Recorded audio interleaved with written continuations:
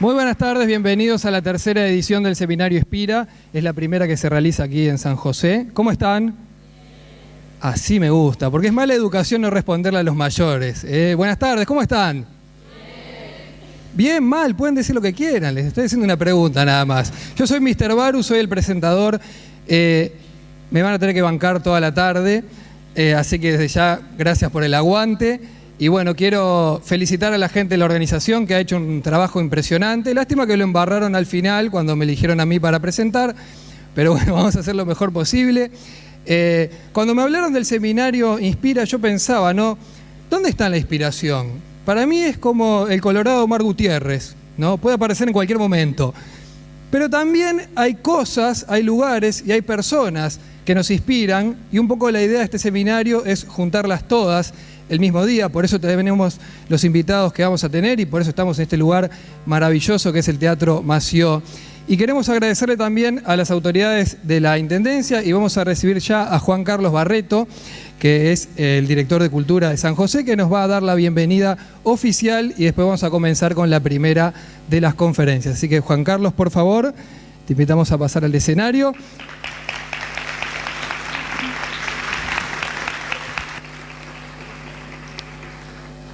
Muy buenas tardes para todas y todos. En nombre del Gobierno Departamental de San José, en nombre de nuestro Intendente, José Luis Falero, de la Secretaria General del Gobierno Departamental, la Contadora Ana María Mentaverri, y en nombre de la Dirección General de Cultura, y también de todo el personal del Teatro Bartolomé Machó, que hoy está haciendo su casa durante todo el día, durante toda la jornada, tendremos la verdad que una buena oportunidad de encontrarnos con el diseño, con la creación, con la gestión, con la producción, y decir que son elementos que para nuestra tarea han sido elementos de suma consideración a la hora de pensar las políticas culturales para llevar adelante un gobierno departamental. Políticas culturales que no solo se piensan a nivel departamental, sino también se unen con las políticas culturales que se lleva adelante desde el Estado. Es así que trabajamos de forma mancomunada con los elementos que nos permiten llegar a todo el territorio departamental, como es con los centros MEC.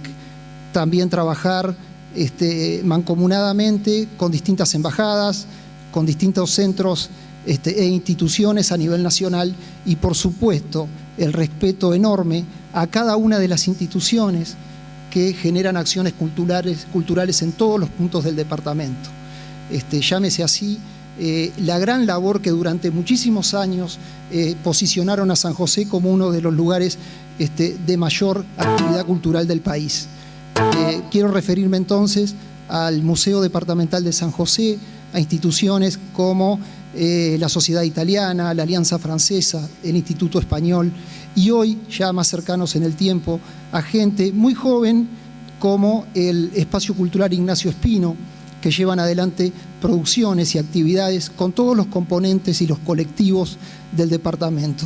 Es así que aquellos que no son de aquí, muchas gracias por visitarnos, agradecer enormemente a Sergio Machín, a todo su equipo, al equipo de Ocus Media, por tener esta idea, por pensar que el interior también existe y que tener la posibilidad de usar aquellas infraestructuras culturales, como es este espacio increíble, nuestro principal escenario cultural, como es el Centenario Teatro Bartolomé Machó o el Espacio Cultural San José, y tener esta posibilidad de intercambiar, de conversar, de tener en los paneles a maragatos que de alguna forma hoy están disfrutando de su actividad profesional al máximo nivel, tener la posibilidad de escuchar a nuestro querido Jaime Clara, que va a estar acá acompañando tanto a Tania Tavares como a Gerardo Sotelo, tener la posibilidad de escuchar a Roberto Rodino y tener la posibilidad de acercarnos con la tecnología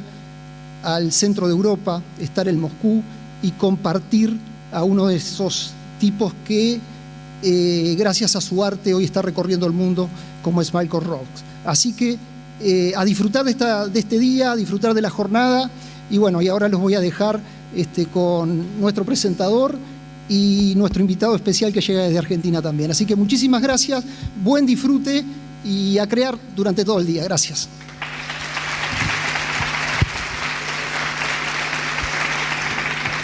Muchas gracias, Juan Carlos. Bueno, vamos a empezar rápidamente. Nos retrasamos un poco en el programa, les pedimos disculpas, gracias por aguantarnos. Vamos a recibir a Héctor Ariel Olmos. Les cuento un poco de quién se trata. Es profesor en Letras de la Universidad de Buenos Aires y máster en Cultura Argentina por el Instituto Nacional de Educación Pública, también en aquel país. Pero bueno, ha trabajado en un montón de países porque es consultor de instituciones públicas y privadas relacionadas con la cultura y la educación, en Argentina, México, Chile, Paraguay, Colombia y un montón de países que no los vamos a aburrir nombrándolos. Y también, bueno, se desempeñó como subsecretario de Cultura de la Ciudad de Buenos Aires y participó en varios foros internacionales. Ahora también va a poder poner en su currículum que estuvo en el Seminario Inspira, ¿verdad? Y bueno, es escritor también, ha escrito varios libros, papers y artículos. Y además, un detalle que no es menor en estos tiempos es que es hincha de San Lorenzo. Así que bueno, tiene contacto directo con el Papa Francisco y todo eso, cualquier cosa hablan con él. Así que les pido un aplauso para Héctor Olmos, el primer conferencista de este Seminario Inspira.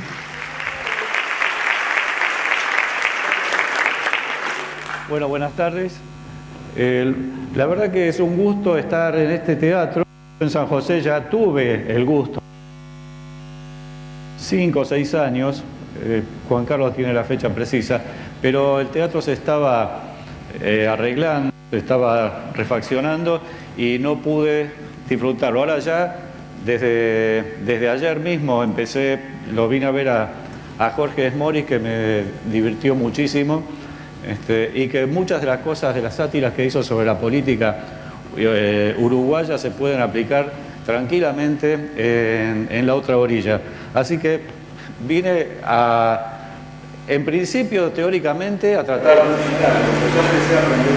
de... ¿Escucha bien? Porque yo me escucho como que me rebota y todo. A ver, la siguiente, dale, vamos a empezar.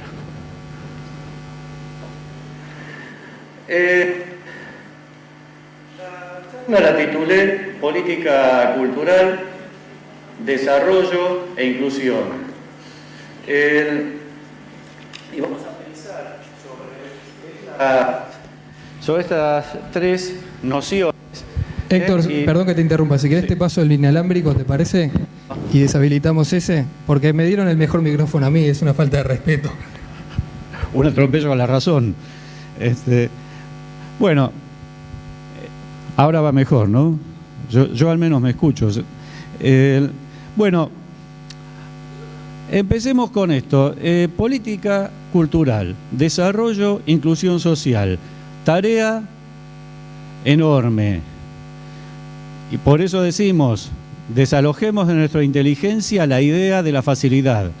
No es tarea fácil la que hemos acometido, pero no es tarea ingrata. Adelante.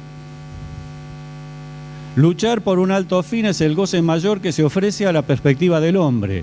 Luchar es, en cierta manera, sinónimo de vivir. Siguiente. Dale. El que no lucha se estanca, como el agua. El que se estanca se pudre. Esto lo escribió hace muchos años Raúl Scalabrini Ortiz, que es uno de nuestros pensadores más interesantes. Y, adelante. Y lo traigo a colación porque tiene mucho que ver con estos temas de los que vamos a empezar a hablar. Déjalo anterior. Ahí está. Ya vamos a eso. Fíjense que en esta ilustración que hizo un artista plástico argentino, aparece la noción del país, el ferrocarril y algo así como un monstruo que está simbolizando a Inglaterra. Porque los ferrocarriles argentinos hace bastante poco que nos pertenecen, bastante poco desde mi perspectiva, desde de la mayoría de esta platea no, porque en la década del 40, fines de la década del 40 se nacionalizaron y era un negocio del imperio inglés, que era el imperio más importante hasta la Segunda Guerra Mundial. Scalabrini, un gran escritor, un gran pensador, se dedicó por convicción patriótica, a desentrañar los negocios que se hacían con los ferrocarriles. Por eso lo traje a colación, porque tiene que ver con esto que decimos, porque ahí había una noción de desarrollo que Scalabrini viene a criticar. Ahora sí. Bueno, a ver, ¿qué ven acá? Una necesidad impostergable. ¿El logo de qué es? Nike. Bien, y lo mismo la leyenda, ¿no? ¿Y qué le sugiere esto, aparte de la necesidad del chico? Nike originalmente es una fábrica ¿de qué? ¿Y el chico? Descalzo. Fíjense lo curioso.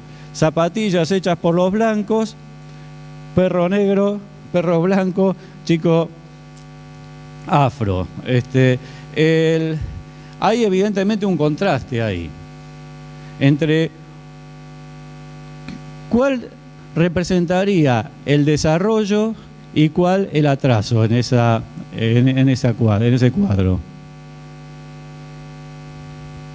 Fuerte, a ver, alguien que grite. El atraso del niño y Nike el desarrollo. Ese es el contraste. Sin embargo, las dos son el desarrollo tal cual funciona en nuestras sociedades. Porque la situación de este niño es producto de que existe esto. El niño no es pobre porque quiere. Adelante. Bueno, acá esto es algo más grato.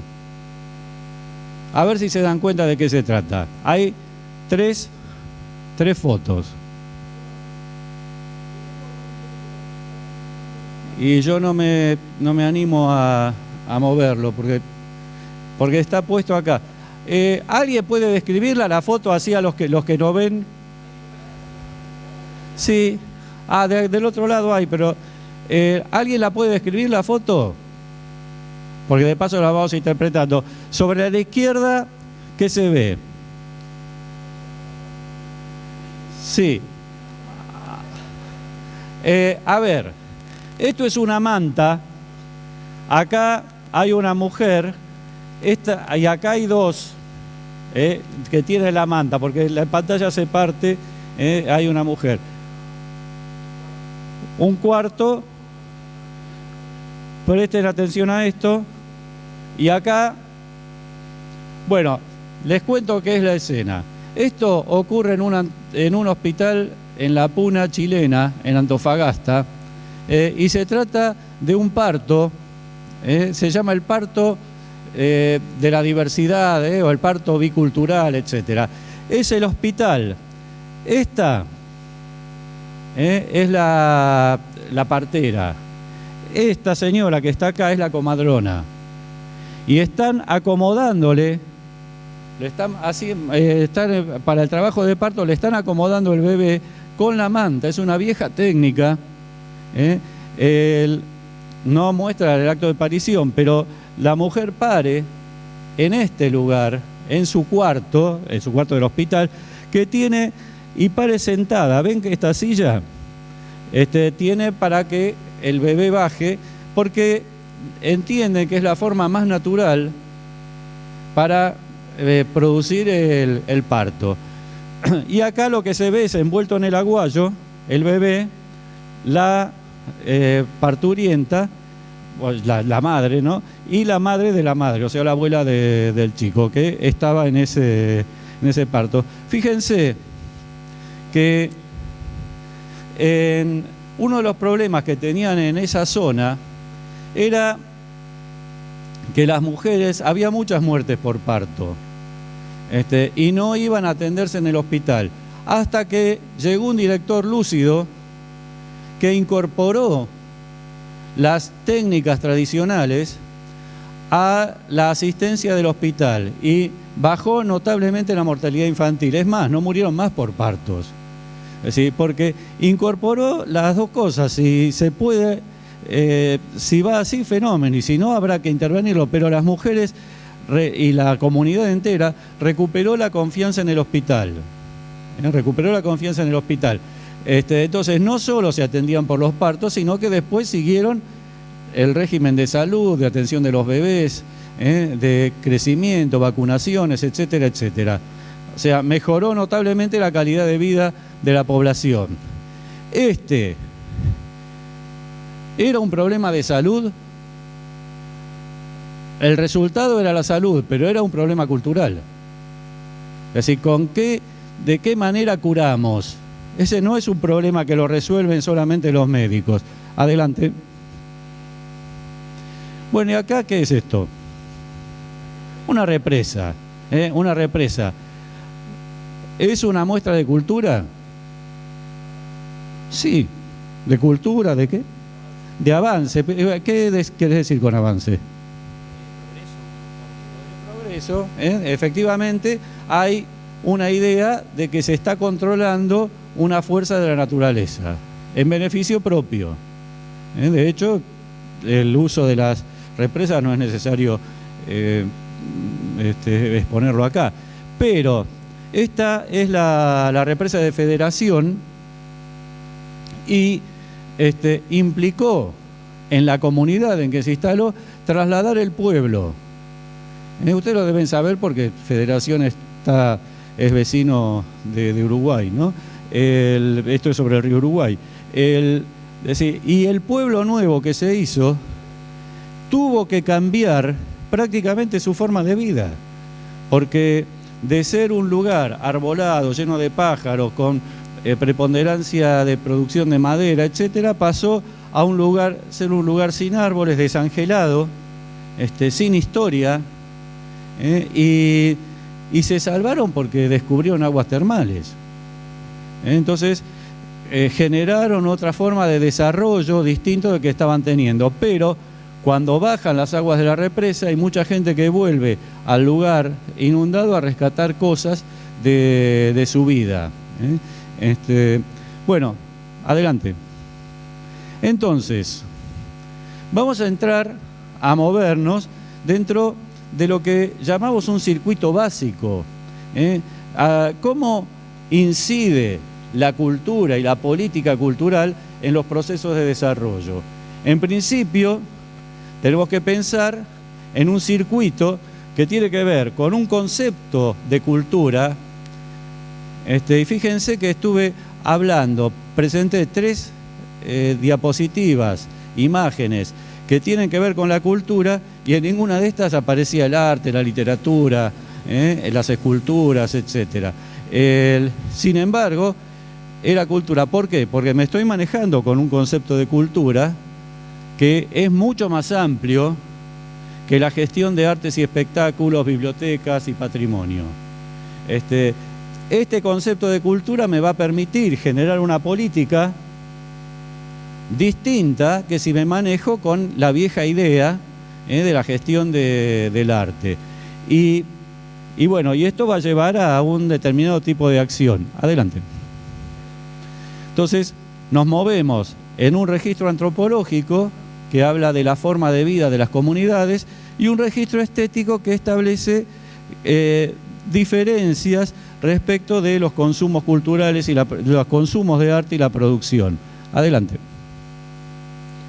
Entonces, ¿cuáles son los límites que desde una política cultural tenemos para movernos en plan de desarrollo?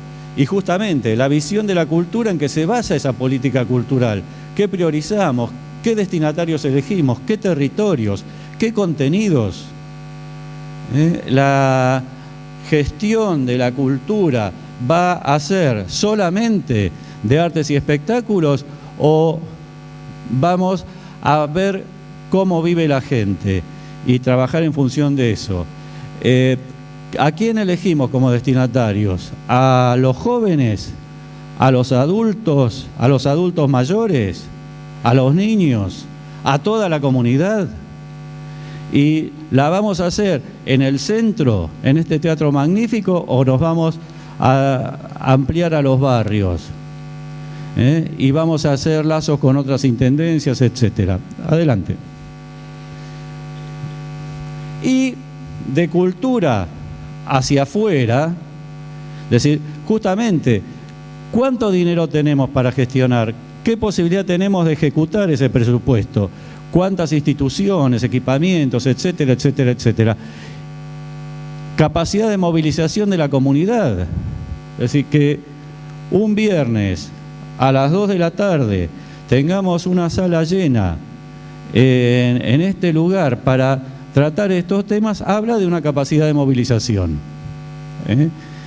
¿Con qué otras áreas nos ligamos? ¿Con quién establecemos relaciones? Todo eso tiene que ver con estos límites. Cuanto más relaciones tengamos, más podremos hacer. Por eso hablamos de construir poder. Adelante. ¿Para qué queremos construir poder? Para que la política cultural sea una política de Estado. Independientemente de que nosotros trabajemos o no en el Estado. Porque por la composición de este público, calculo que deben ser muy pocos los que trabajen para el Estado. Incluso hay muchos que no deben siquiera trabajar, ¿me equivoco? Que son estudiantes. Sí, bueno, pero incidimos en esto. Es importante, es decir, podemos nosotros desde una visión de la cultura mejorar la forma que vive la gente, podemos, pero para eso tenemos que tener poder. Adelante. Por eso hablamos de estrategias. Si yo quiero lograr algo, no solamente en cultura, en general en la vida, nosotros vivimos con estrategias. En este punto, es decir, porque todos tenemos estrategias vitales. Ustedes, cuando están encarando su carrera, no se hacen un plan estratégico, qué materia van a dar primero, qué van a estudiar, cómo van a llegar al examen, con quién se van a juntar para prepararlo, es decir, cómo siguen los años siguientes, en fin, todo tiene una estrategia. Acá me voy a referir solamente a la estrategia como saber orientado al poder. Y toda gestión de poder procura más poder del que tiene. ¿Por qué? Porque quiere crecer y mantenerse. Adelante. Y en cultura tenemos que fortalecernos en la capacidad de decisión cultural y en el juego de la política en que cada cual busca ampliar su espacio. Y a esto es inevitable y no hay que tenerle miedo. En general dicen que el poder mancha, que el poder ensucia, etc. Y en gran medida es cierto. Pero si yo quiero hacer algo, tengo que tener la capacidad para hacerlo. Y la capacidad para hacer algo se llama poder.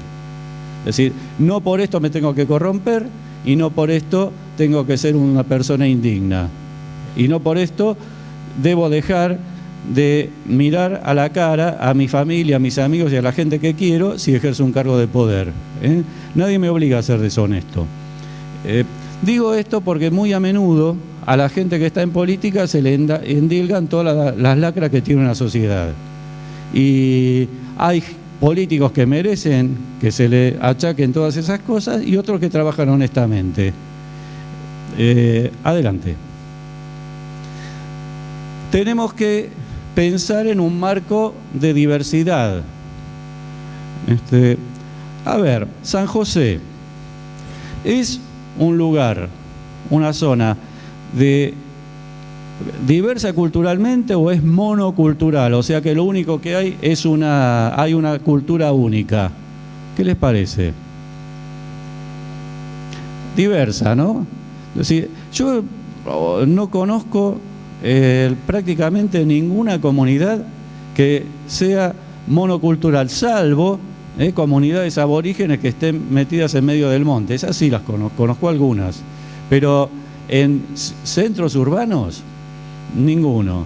Porque, fíjense, yo creo que si hiciéramos un repaso de los apellidos que hay acá en la platea, y de los palcos también, seguramente ahí mismo tendríamos marcadas diversidades de origen, que venimos de distintas corrientes de población, etcétera, etcétera. Entonces, lo importante de la diversidad es cómo se da la interculturalidad, que es una cuestión cultural, cómo me relaciono con otro, y también es una cuestión política. Adelante. Interculturalidad que implica considerar al otro como un legítimo otro en convivencia y no en desigualdad.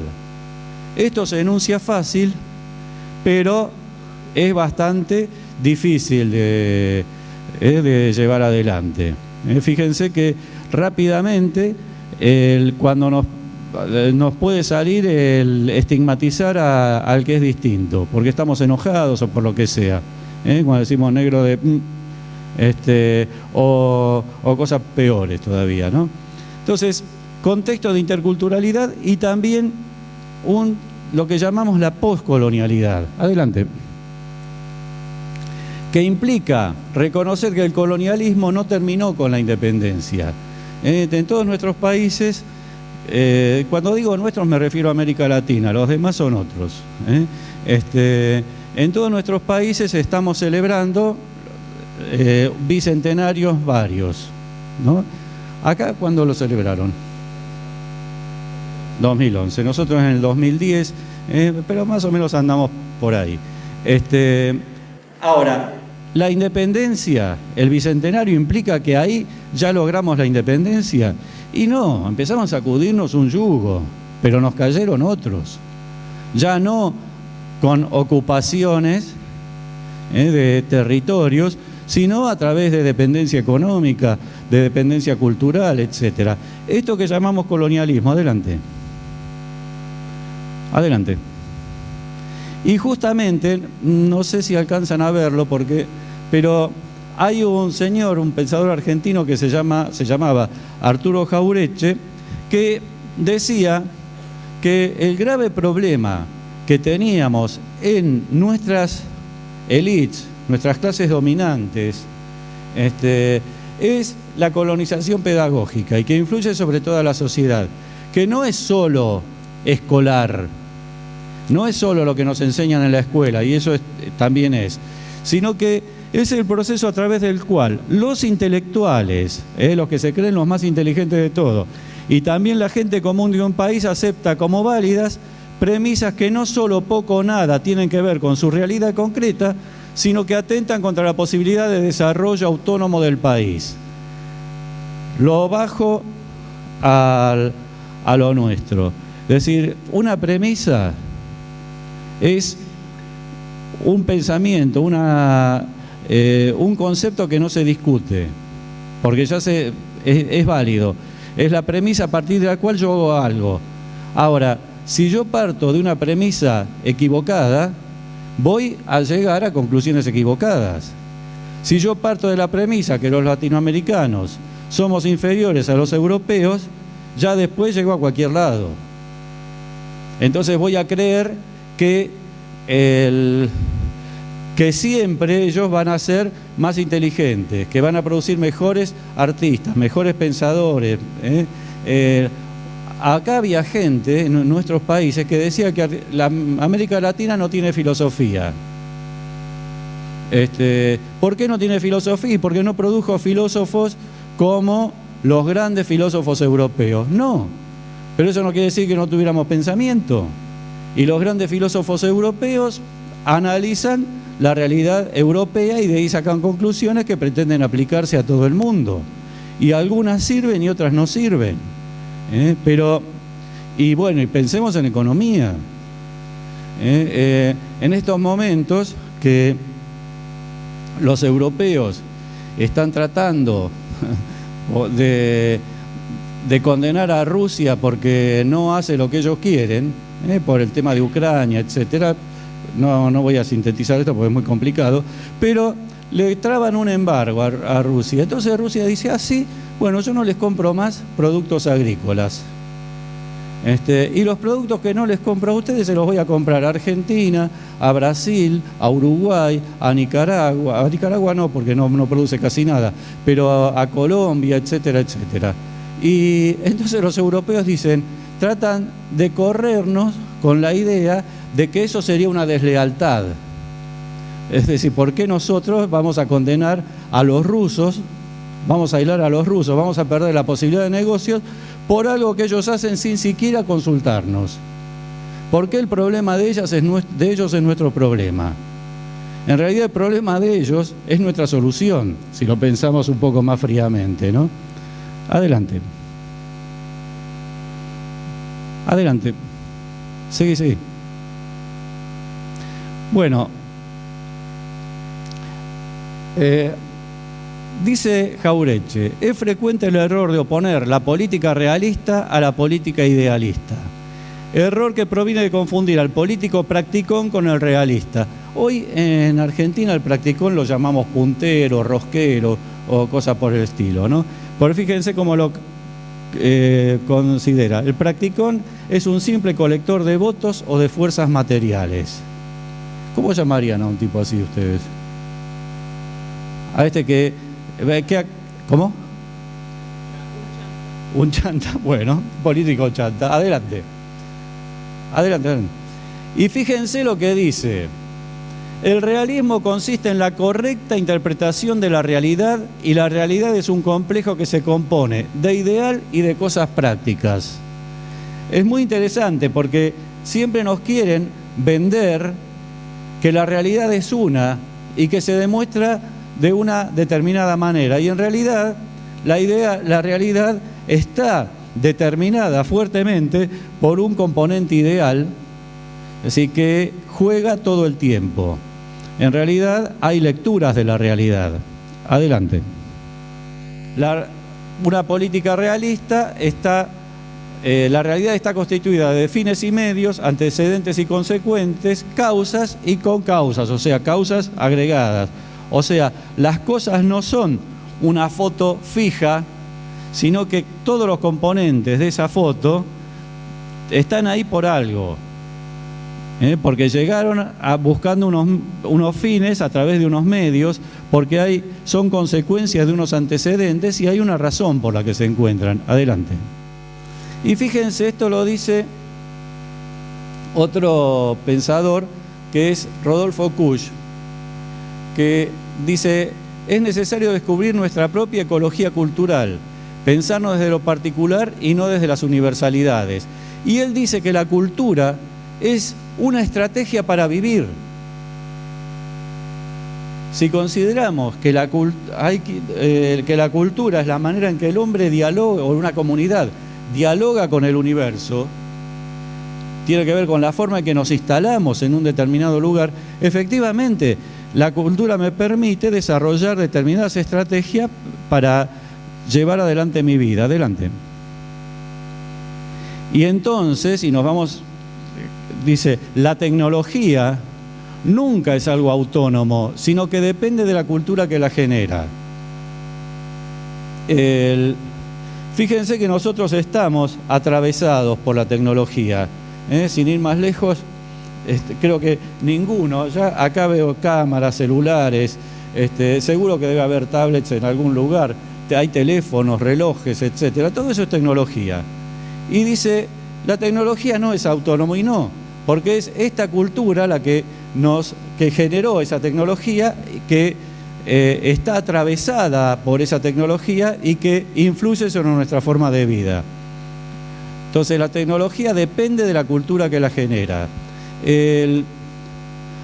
Yo este año tuve que comprarme un celular, como los que tienen muchos de ustedes, porque el mío, que tenía 4 años y funcionaba, todavía estaba viejo. Entonces, mis hijas me decían, pero no podemos mandarte WhatsApp, no podés mandarnos fotos ni nada por el estilo. Y digo, no, pero yo llego a casa y se los mando por la computadora. No. Y al final me convencieron y realmente estoy contento de haberlo hecho. Pero fíjense que la tecnología permitió eso y permite una forma de comunicación. Y esa tecnología está en relación con una forma de vida. Adelante.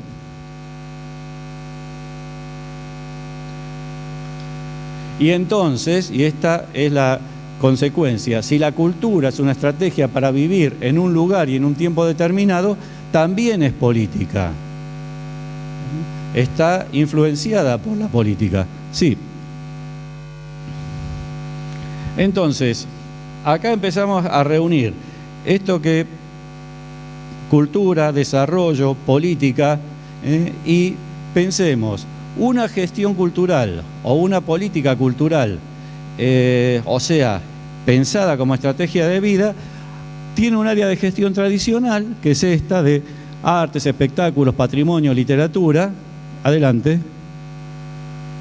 Pero si entramos en la idea, el registro antropológico, y vemos el campo de la cultura integral, tendremos que ocuparnos del mundo de la vida cotidiana, porque fíjense que si considero una estrategia para vivir la cultura, esto influye sobre la manera en que yo vivo todos los días. A ustedes se les produce, yo antes mencioné el celular, sobre todo a los más chicos les digo, se les produce una especie de síndrome de abstinencia cuando el celular no funciona, o cuando se le descarga, o cuando alguien se lo hace apagar. Bueno, o sea, es un producto netamente cultural el celular. Y fíjense cómo en la vida cotidiana de cada uno influye. Entonces, tenemos que considerarlo. Yo hoy estaba hablando, hoy, ayer, estos días, acá, y decíamos que, por ejemplo, ¿cómo hacemos los docentes veteranos, o ya decididamente viejos, como yo, para movernos en un mundo, en un aula, supongan, de una escuela secundaria, donde los chicos están más pendientes de los celulares que de lo que nosotros decimos?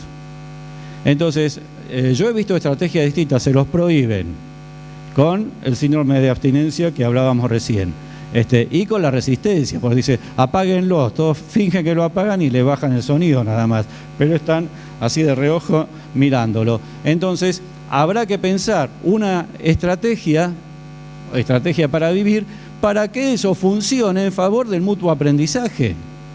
En función del mutuo aprendizaje, porque ojo que en un aula aprenden los alumnos y aprende el docente. Y a mí no me da ninguna vergüenza confesar, no digan por esto que soy un sinvergüenza, pero no me da ninguna vergüenza confesar que hay cosas de informática, de tecnología y todo, en la que mis alumnos saben mucho más que yo. Y entonces se los digo y tratamos de construir juntos. Pero fíjense, lo incorporamos. Diferencias y desigualdades socioculturales, locales y regionales entre los sujetos sociales que al interactuar están jugando también su identidad cultural.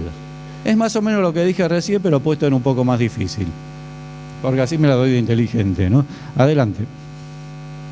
Entonces, ¿cómo trabajamos, incrementamos la participación social? ¿Cómo trabajamos la memoria histórica? La creatividad social. No hay grupo humano en donde no haya creatividad. La creatividad no es patrimonio exclusivo de los artistas. En todos los grupos hay creatividad.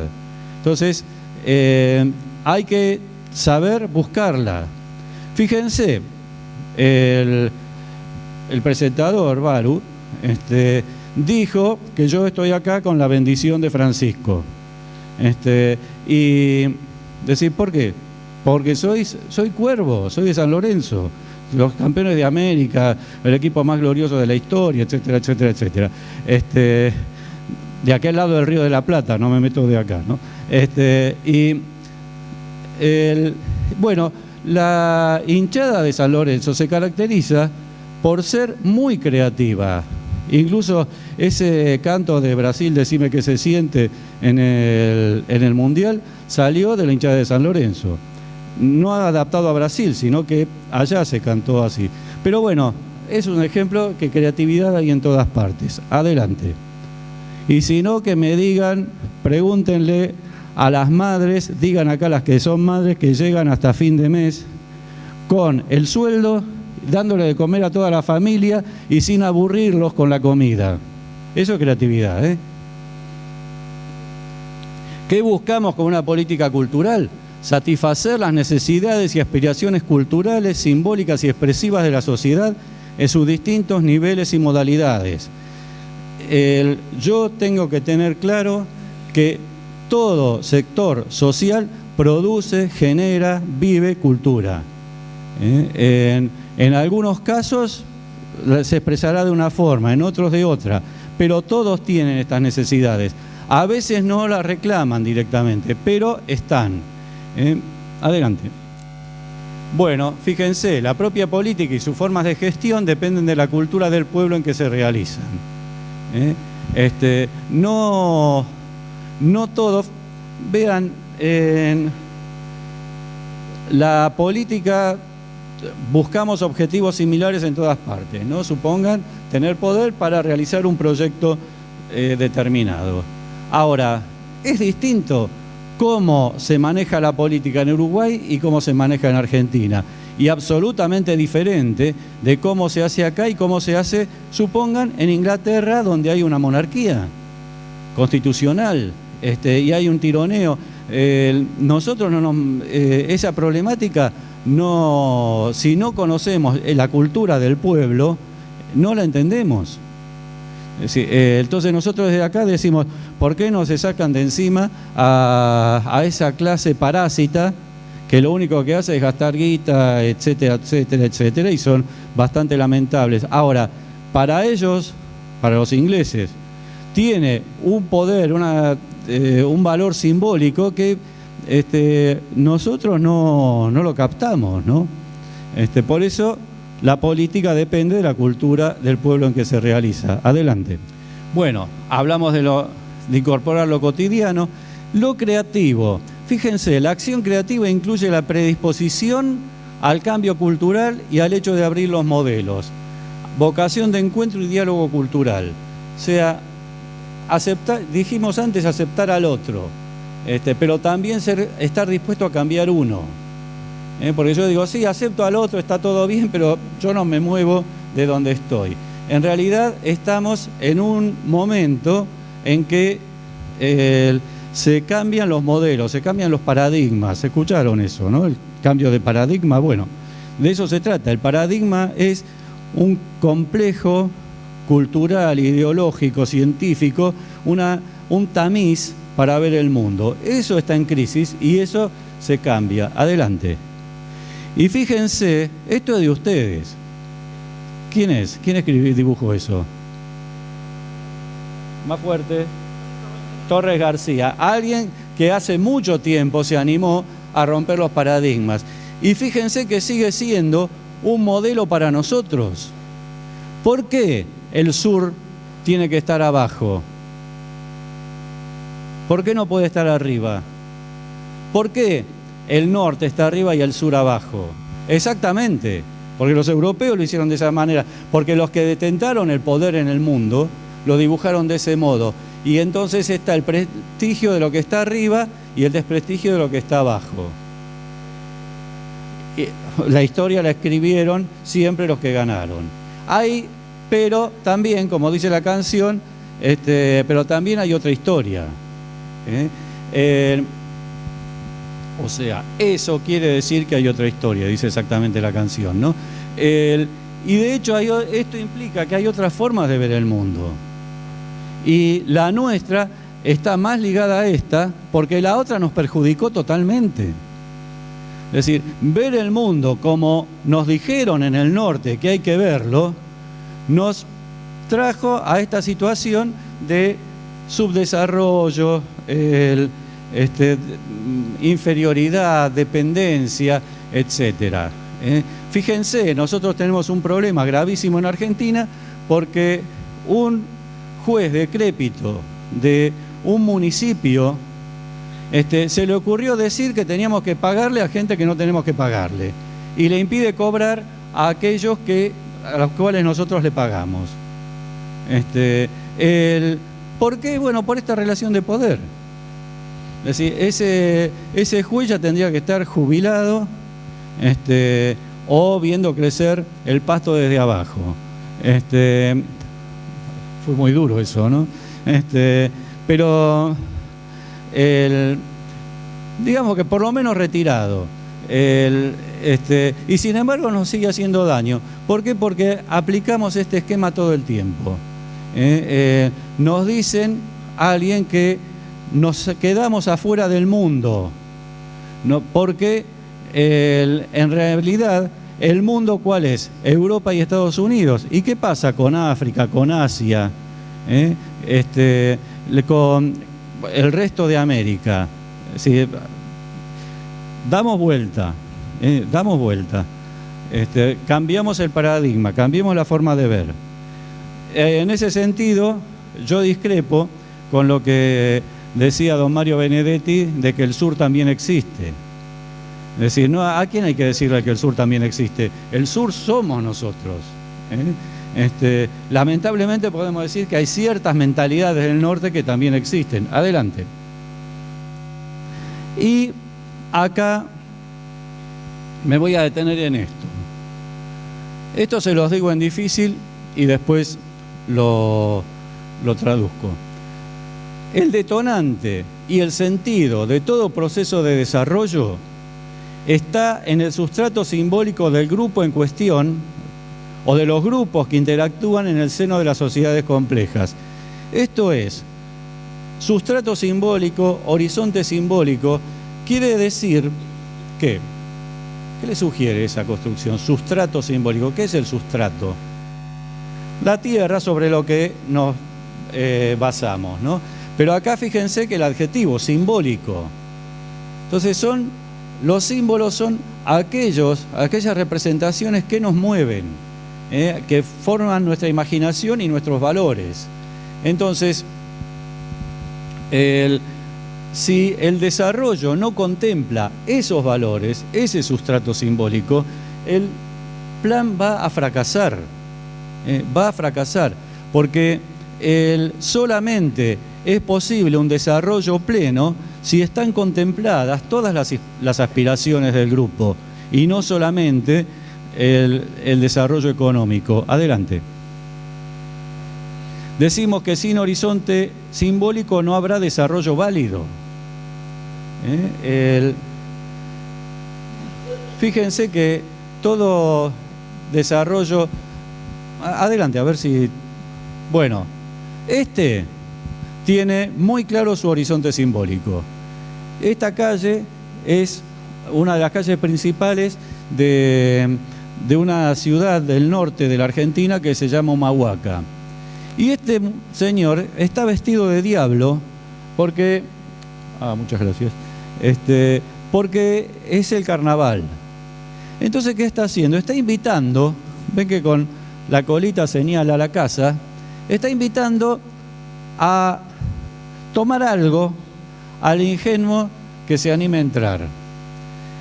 Esto es un día, es el jueves o viernes de carnaval. Entonces, uno entra y le convidan, y hay un grupo, y no solo le convidan, sino que además lo condenan y lo fusilan. El fusilamiento consiste en tomarse una cantidad de cartuchos de los brebajes que le preparen en ese lugar, y según la cantidad uno se cae redondo o sale dando vueltas nada más. Bueno, eso, si uno lo hace en su vida cotidiana, diría que es un desastre. Sin embargo, es válido dentro del carnaval y tiene sentido en ese lugar donde el carnaval se produce por el desentierro del diablo. En Montevideo harán las llamadas, es decir, harán otra forma de celebrarlo.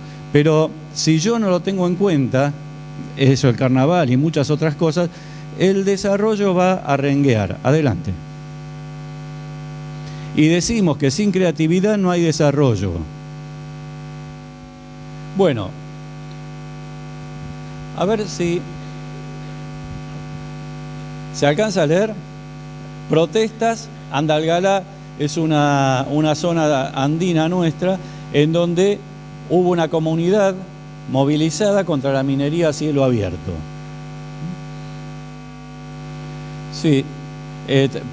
Bueno, esto está hablando de un modelo de desarrollo, ¿no?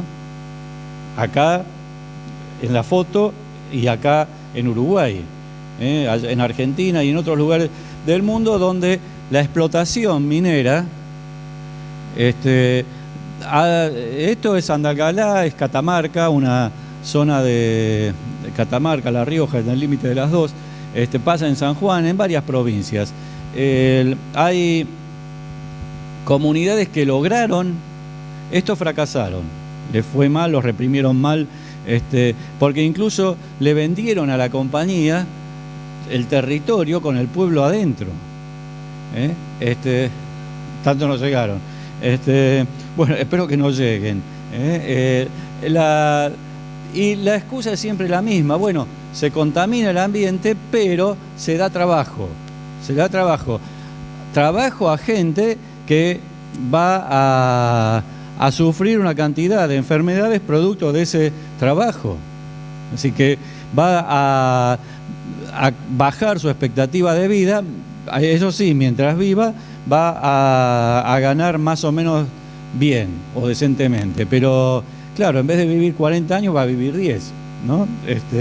Y además, cuando se agota el suelo y está todo contaminado, la compañía levanta y se va. Se va a otro lado y lo que deja es un páramo, los cerros como si los hubieran bombardeado. No, sin cómo. Bombardeados, porque las bombas no solo caen desde el cielo, ¿no? Adelante, la siguiente. Entonces, cabe problematizar la subordinación de las políticas culturales y sociales a la política económica. Es decir, esto es lo habitual. En general nos dicen, no, hay que solucionar problemas económicos, y después vamos a las políticas culturales, después vamos a la educación, etcétera. En realidad, la cuestión es exactamente al revés. Fíjense que los europeos, por ejemplo, en estos momentos están en terribles crisis porque decidieron ajustar la economía para sostener a los bancos. Se endeudaron terriblemente España, Italia, Irlanda, para pagarle a los bancos una terrible deuda financiera.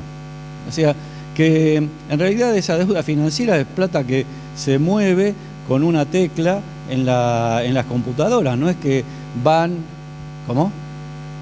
Exactamente, no es dinero que se toca. E incluso está comprobado que hay un centenar de veces se pueden comprar los bienes que produce el mundo con el dinero que está circulando. Así que es realmente una ficción, ¿no? Adelante. Entonces, fíjense que este sistema que privilegia lo económico por sobre lo social, crea lógicas de producción de no existencia. Esto lo dice un pensador portugués, pero que prácticamente es especialista en temas de colonización, que es Boaventura de Sousa Santos. Yo soy profesor en letras y y debo decir que yo mismo me equivoqué. Orejas de burro para Olmos. Sousa va con ese, las dos veces. Pero se chispoteó y no lo vi cuando lo reproduje. Adelante. Entonces dice, hay una monocultura del saber que solo valida una forma de saber, el científico, formal, consagrado por la academia, universal, totalizador, ligado a una forma de apreciación y hasta reglamenta el goce estético. O sea, ustedes tienen la obligación de disfrutar la música clásica. ¿No escucharon nunca eso? Yo sí. De chico, te tiene que gustar la ópera, porque si no te gusta que sos un burro. Si no te bancás las 9 sinfonías de Beethoven al hilo, sos un insensible. Ojo, estoy diciendo cosas, a mí la ópera mucho no me gusta, pero las sinfonías de Beethoven sí. Pero entiendo que puede haber alguien que se duerma escuchando una sinfonía, que se aburra y tiene el mismo derecho que otro. Ahora, o que hay que escuchar de determinada manera. Una intelectual argentina que escribe en medios centenarios, en diarios centenarios, dice que ella, que en su casa se escucha jazz, por ejemplo. Entonces, ella y el marido se sientan a escuchar, mientras, por ejemplo, la señora que trabaja escucha también, pero ella lo hace mientras está haciendo su trabajo cotidiano. Quienes verdaderamente escuchan son ellos dos que se sientan y entonces dice, bueno, qué bien la trompeta acá, qué bueno el saxo en este lado, la batería está perfecta acá, el bajo como entra en este sitio, y denigrando que el otro lo puede escuchar de fondo y también estar apreciándolo. Reglamentación del goce estético, una de las lógicas. Monocultura del saber, solo es válido lo que se puede demostrar en un laboratorio, lo que sigue un razonamiento. Adelante. La siguiente. Bueno, la otra es lo que se llama el tiempo lineal. Contracción del presente reducido a un instante fugaz. Ahora, en realidad, ¿quién dice lo que es actual y lo que está desactualizado? ¿Quién dice lo que es moderno y lo que es antiguo? ¿Quién dice que algo pasó de moda? Dice, hoy hablar de la liberación pasó de moda. ¿Por qué? ¿Ya somos libres? Es como si dijéramos que hablar de la felicidad pasó de moda. ¿Por qué? ¿Ya somos todos felices? Entonces, ¿quién establece el tiempo que determina lo que es contemporáneo y lo que no lo es? Fíjense que esto que parece una abstracción, sin embargo, es lo que motiva o permite la existencia de la moda. Es decir, los que generan la moda necesitan que el tiempo presente sea muy corto. Porque entonces, exactamente, el tiempo del consumismo tiene que ver con esta idea reducida. Adelante. Clasificación social es otra de las lógicas. Naturaliza las diferencias y las asimila desigualdades como atributos que niegan la intencionalidad de la jerarquía social. Siempre habrá pobres. Ayer Morris dijo una cosa genial para mí, que él, ¿alguien lo vio el show ayer?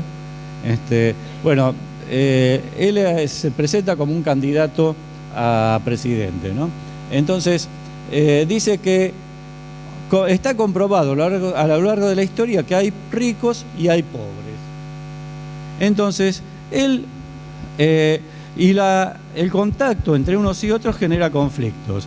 Entonces, él lo que propone no es eliminar la brecha, porque eso es lo que genera más conflictos, sino hacerla lo más notoria y lo más grande posible para que en realidad nunca se encuentren unos y otros.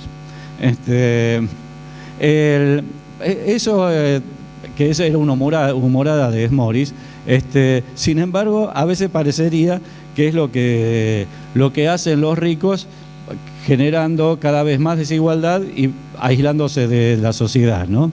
El racismo, ¿no?, es un ejemplo de esto. Dice, como son indios, no entienden, como son negros, no saben.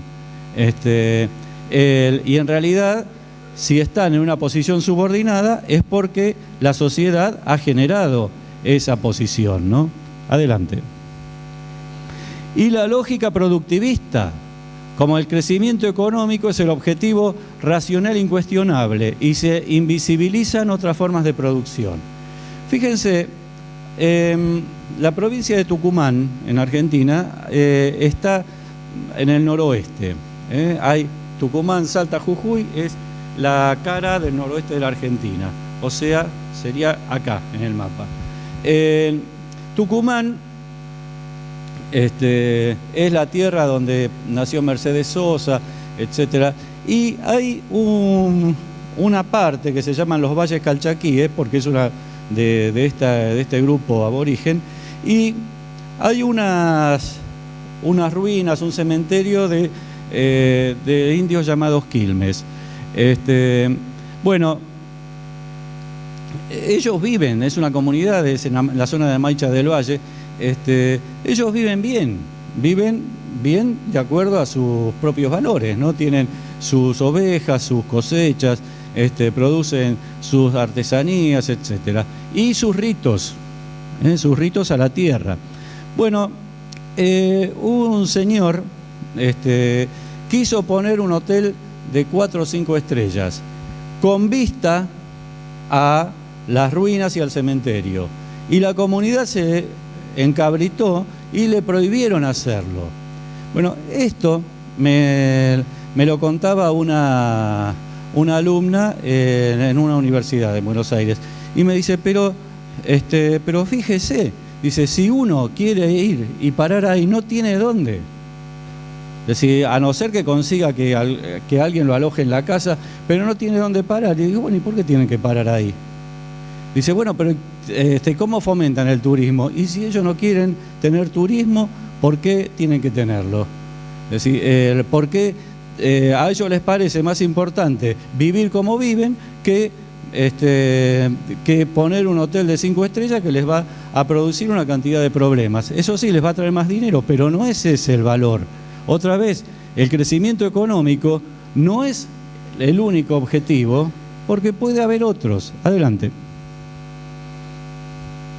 Entonces, este señor Boaventura de Sousa Santos propone ecologías en contra de esto. Y fíjense esta, la ecología de los saberes. Frente a una sola forma de saber, vean esta premisa, que esta me parece, pueden compartirlo o no, pero a mí me parece que es absolutamente genial. Dice, no hay ignorancia general, ni tampoco un saber general. O sea, no hay un saber que pueda aplicarse a todo el universo, pero no hay nadie que ignore absolutamente todo. Porque si alguien ignorara absolutamente todo, no puede estar vivo. Así de simple y así de duro.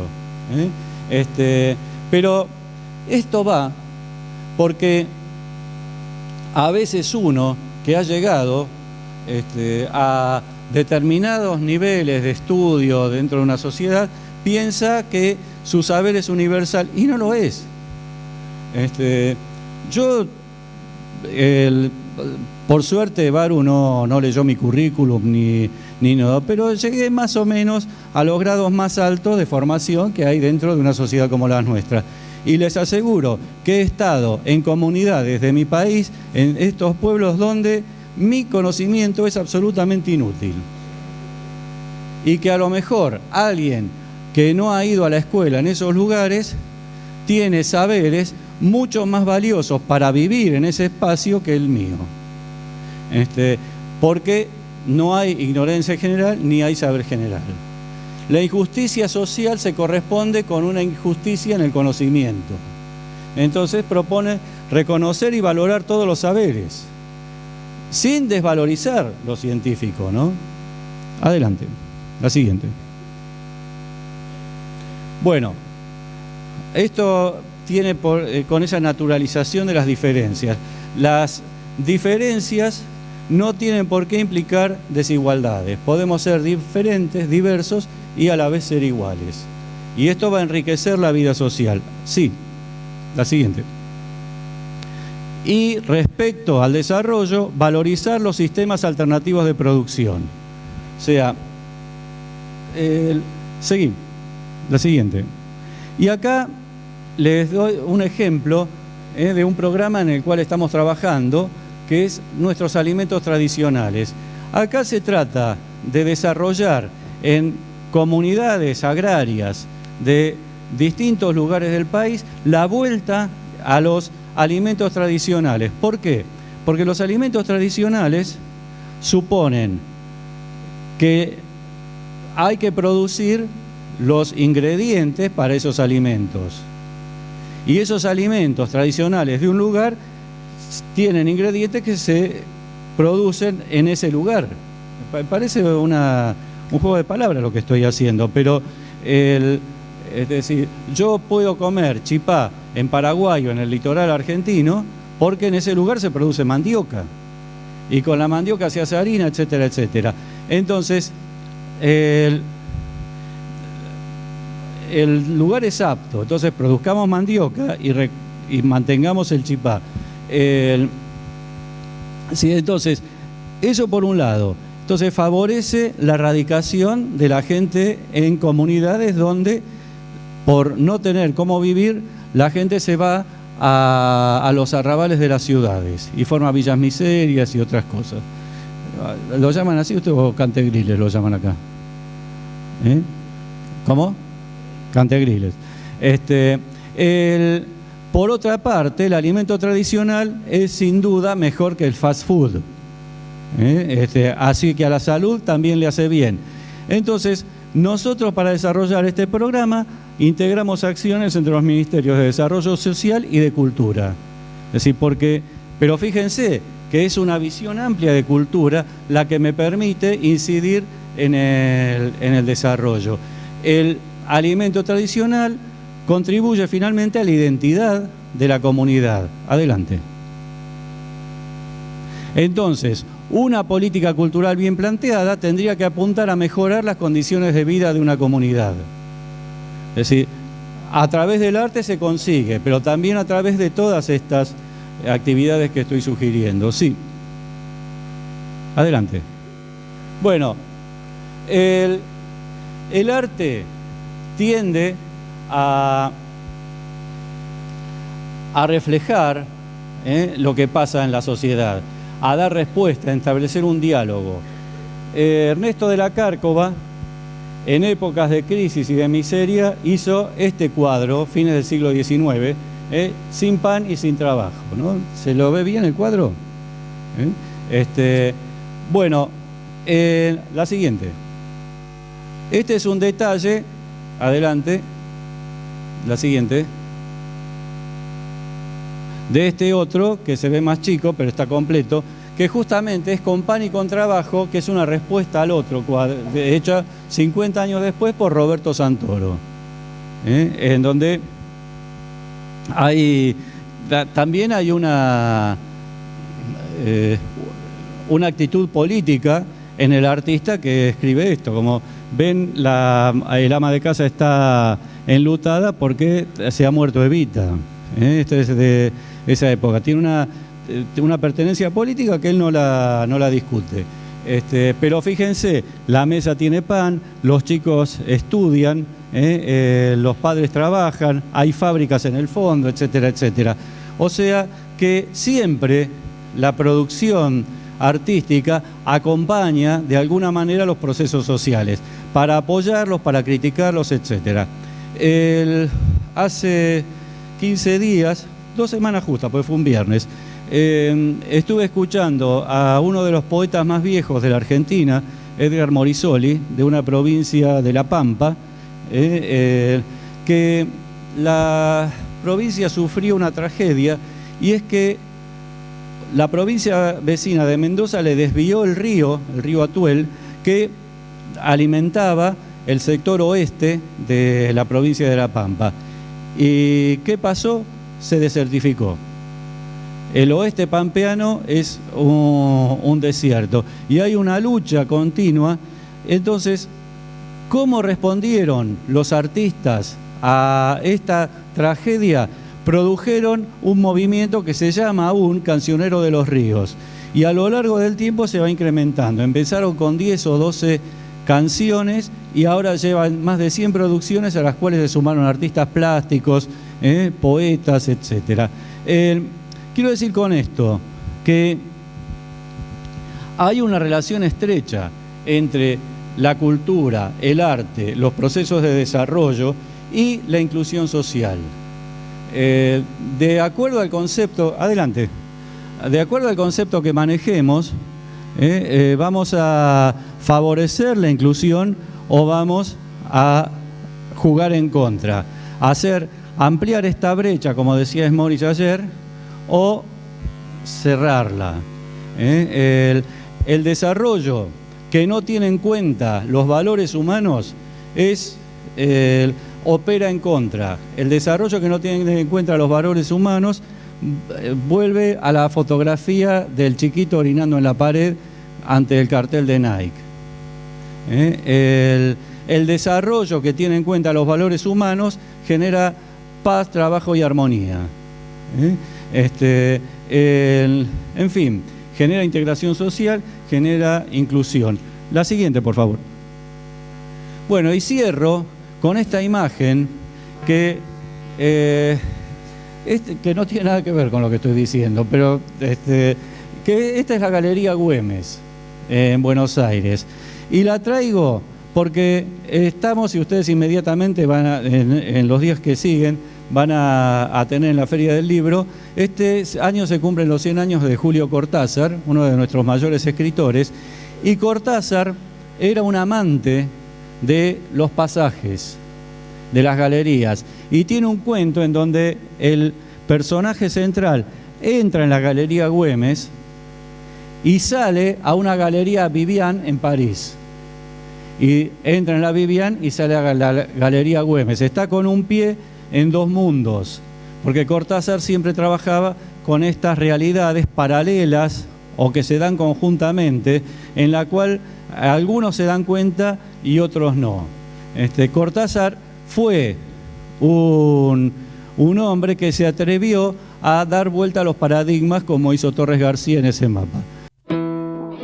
Asuntos públicos, para conocer mejor, para saber más.